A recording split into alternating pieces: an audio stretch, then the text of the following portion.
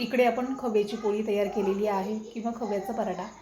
तर आपण तो कशा प्रकारे करायचा आहे, कणिक कशा प्रकारे मळून घ्यायची आहे आणि या व्हिडिओमध्ये सर्व आपण एकदाच सांगितलेलं आहे आणि करूनसुद्धा दाखवलेलं आहे. तर तुम्हाला नक्कीच हा व्हिडिओ आवडला असेल किंवा आवडल्यास तुम्ही चॅनलला सबस्क्राईब करायला विसरू नका. बेल आयकॉनला प्रेस करा आणि चला आता कुठलाही वेळ न घालवता आपण खव्याची पोळी कशा प्रकारे बनवून घ्यायची आहे हे करूयात.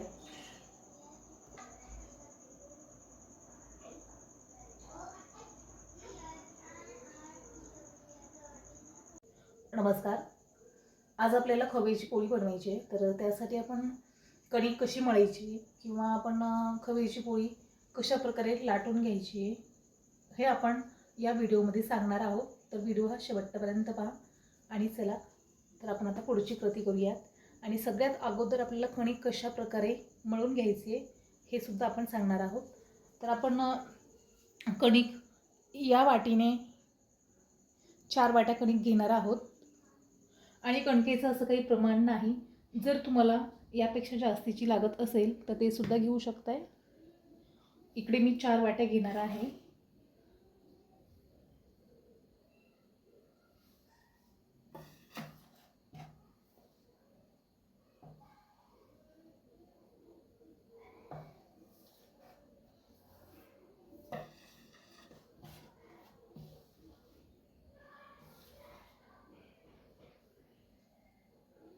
इकडे ही कणिक आपली 4 वाट्या झालेली आहे.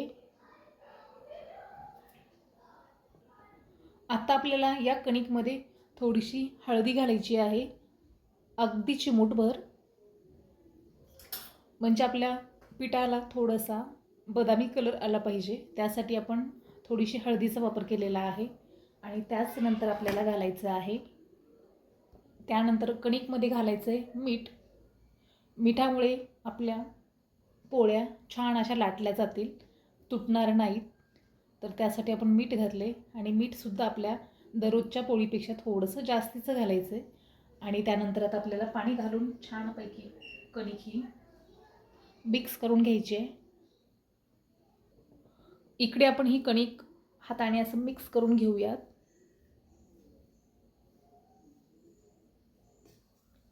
म्हणजे हळदी आणि मीठ हे सगळीकडे मिक्स झालं पाहिजे.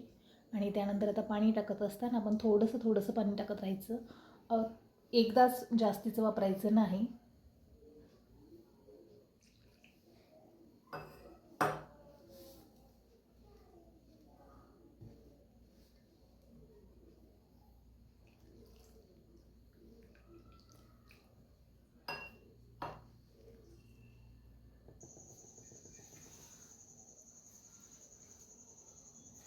हे पाहू शकताय, अशा प्रकारे आपल्याला कणिक पूर्ण मिक्स करून घ्यायची आहे. आणि याचा कलरसुद्धा आपल्याला थोडा चेंज झाल्यासारखा दिसतोय. आणखीन याला मिक्स केल्यानंतर आणखीन कलरचा चेंज होईल. इकडे आपली ही कणिक अशा प्रकारे छान अशी मळून झालेली आहे. आणि आता आपण ही कणिक 5 मिनिट अशी ठेवून देणार आहोत. तर आपण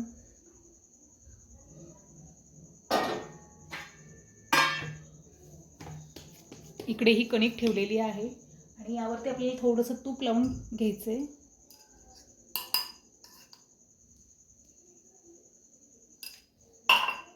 म्हणजे ही कणिक अशी कडक नाही झाली पाहिजे.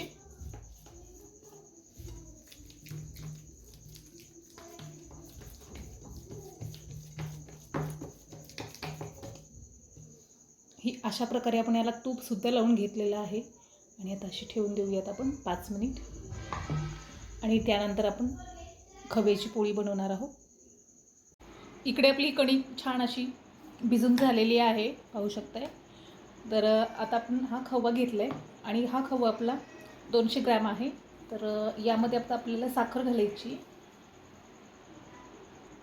साखर ही तुमच्या आवडीप्रमाणे घालू शकताय. इकडे कणिकसुद्धा आपली छान भिजून झालेली आहे, अगदी अशी गुबगुबीत. आणि आपली पोळीसुद्धा अशी गुबगुबीत होणार आहे. आणि त्यानंतर आपण यामध्ये साखर घातलेली आहे.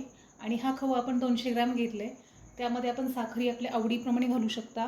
आणि जर तुम्हाला साखर आवडत नसेल तर तुम्ही यामध्ये गुळाचा सुद्धा वापर करू शकता किंवा खडे साखरेचा सुद्धा करू शकता. तर मी इथे साखर घातलेली आहे आणि आता ही साखर आपल्याला मिक्स करून घ्यायची. खवा आणि साखर हे एकजीव झालं पाहिजे.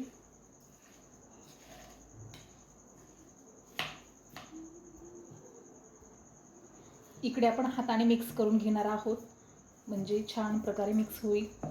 आणि अशा प्रकारे आपला खवा आणि साखर एकजीव झालेला आहे. तर आता आपण पुढची कृती करूया.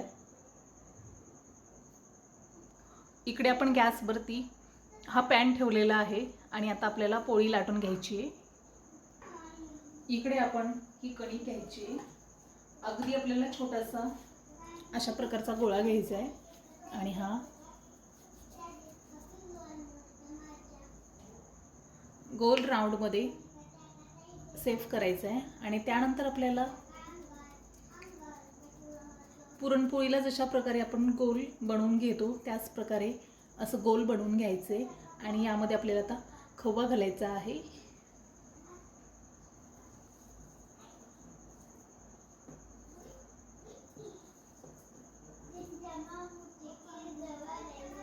खवा आणि साखर पाहू शकताय. आता इकडे ह्या कणकेमध्ये घालायचं आहे आणि हे दोन्हीही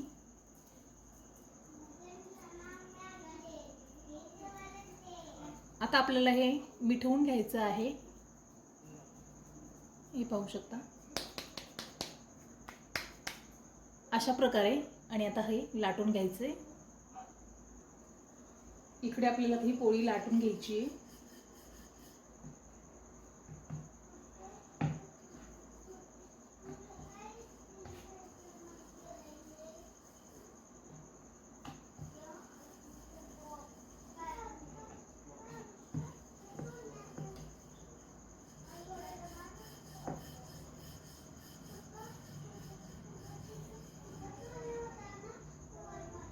इकडे आपण अशा प्रकारचं ही पोळी लाटून झालेली आहे. तर आपल्याला आता भाजून घ्यायची आहे.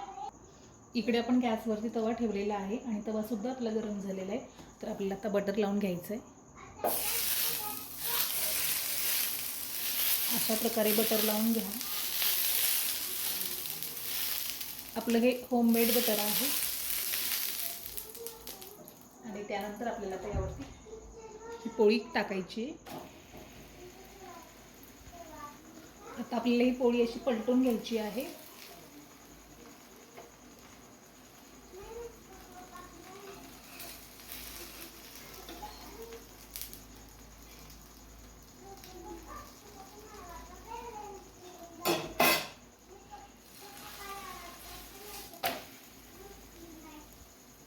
ही पोळी आपली पलटून झालेली आहे. यावरती सुद्धा आपल्याला थोडंसं बटर लावायचं आहे आणि अगदी हलक्या हाताने लावा.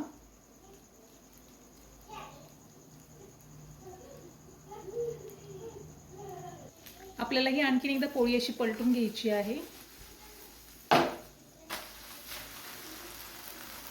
अशा प्रकारे आपण ही पोळी पलटून घेतलेली आहे. पाहू शकता अगदी अशी गुबगुबीत झालेली आहे.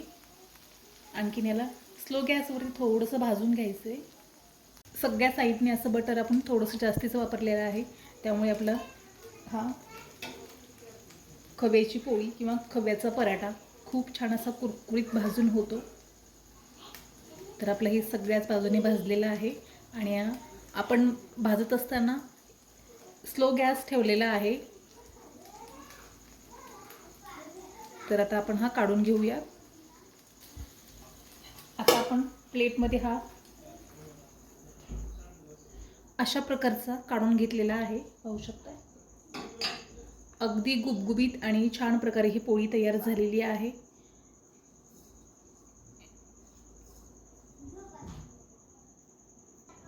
इकडे आपण अशा प्रकारची ही खव्याची पोळी काढून घेतलेली आहे आणि ती सुद्धा आपण पूर्ण बटरमध्येच भाजून घेतलेली आहे.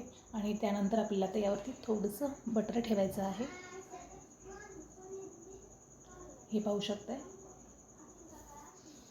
अगदी छान आणि गुबगुबीत अशी आपली ही खव्याची पोळी तयार झालेली आहे. तर नक्कीच ट्राय करू शकता. आणि चॅनलवरती नवीन असाल तर चॅनलला सबस्क्राईब करायला विसरू नका. भेटूयात नेक्स्ट व्हिडिओमध्ये. धन्यवाद.